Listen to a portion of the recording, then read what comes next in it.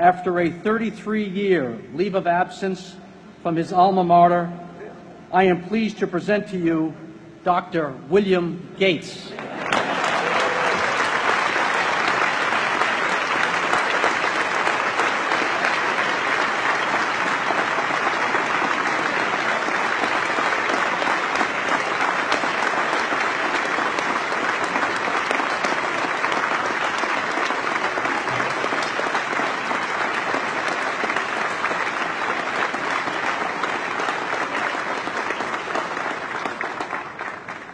Thank you.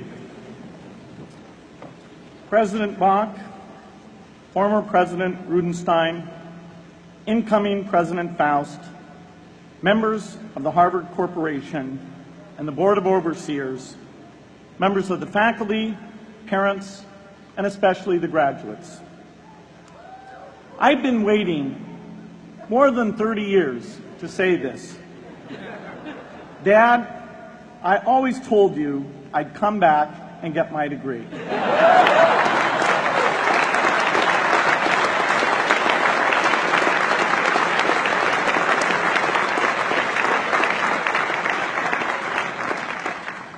I want to thank Harvard for this honor. I'll be changing my job next year, and it will be nice to finally have a college degree on my resume. I applaud the graduates for taking a much more direct route to your degrees. For my part, I'm just happy that the Crimson called me Harvard's most successful dropout. I guess that makes me valedictorian of my own special class. I did the best of everyone who failed. But I also want to be recognized as the guy who got Steve Ballmer to drop out of business school.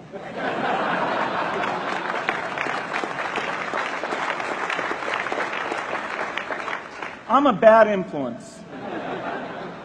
That's why I was invited to speak at your graduation. If I'd spoken at your orientation, fewer of you might be here today.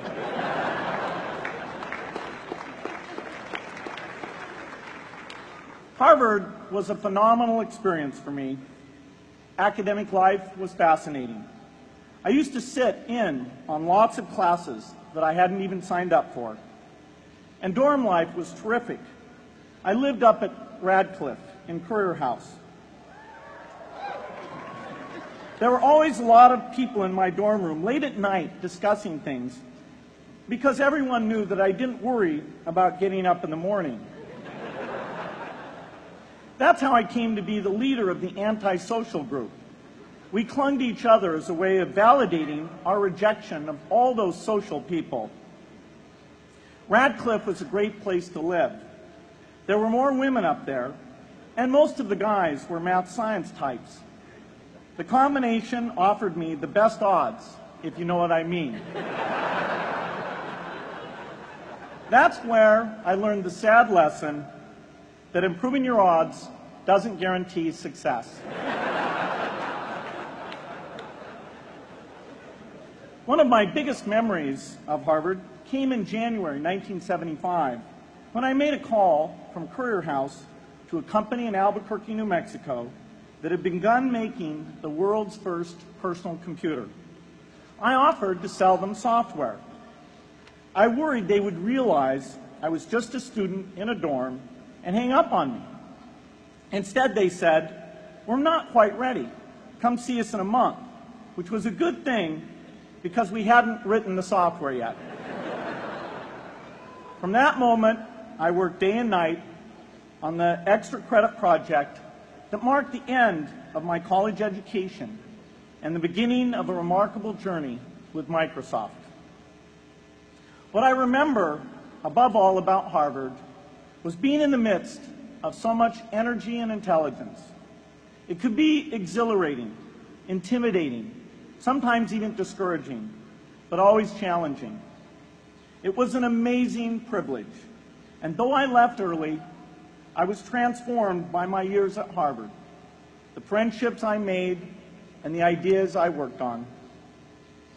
But taking a serious look back, I do have one big regret.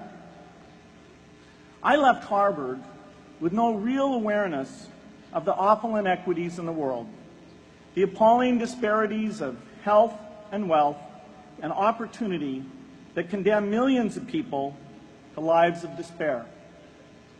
I learned a lot here at Harvard about new ideas in economics and politics. I got great exposure to the advances being made in the sciences. But humanity's greatest advances are not in its discoveries, but in how those discoveries are applied to reduce inequity.